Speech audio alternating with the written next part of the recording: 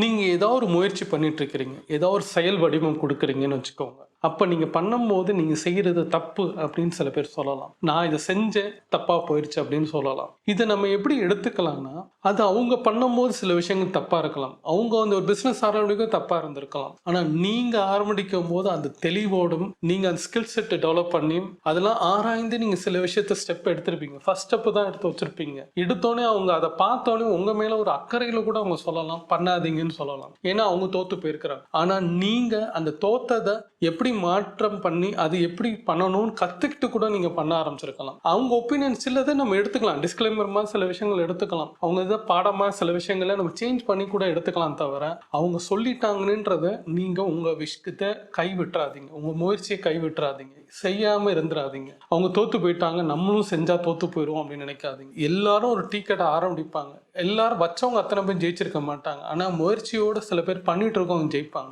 YouTube ஆரம்பிச்சவங்க அத்தனை பேரும் ஜெயிச்சிருக்க மாட்டாங்க. அது எப்படி முயற்சி பண்றாங்க? எப்படி கொண்டு போறாங்க? எப்படி அது செயல் வடிவம் குடுக்குறாங்க? ஒரு கன்டினியூவா ஒரு கன்சிஸ்டன்சியா எப்படி பண்றாங்கன்றது தான் மேட்டரே அங்க இருக்கு. அந்த இது தோல்வி அடுத்தவங்க தோல்வி அடைஞ்சுட்டாங்கன்னு நீங்க செய்யாம இருந்தீங்கன்னா, நீங்களும் தோத்து போயிடுவீங்க. நீங்க முயற்சி பண்ணுங்க. நீங்க எந்த இடத்துல இருக்கீங்க? என்ன ஸ்டெப்ல இருக்கீங்க? என்னவா கோ த்ரூ பண்ணிட்டு இருக்கீங்க? என்ன ஆராய்ச்சி பண்ணியிருக்கிறீங்க? அதுல எப்படி ஒரு இன்புட் குடுத்துட்டு இருக்கிறீங்கன்றது உங்களுக்கு மாத்திரம் தான் தெரியும். அவங்களுக்கு சொல்லணும்ன்றது அவசியம் கிடையாது. அது நம்ம ஜெயிக்கும்போது இந்த உலகமே புரியும். அப்ப யாரு உங்கள வேண்டான்னு சொன்னாங்களோ, அப்ப அவங்க சொல்லுவாங்க. பயத்தோட சொல்லுவாங்க.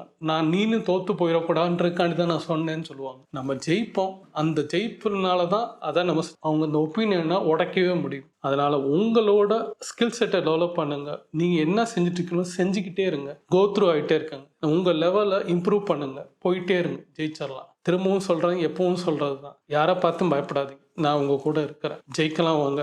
நம்ம சேர்ந்து பயணிப்போம்.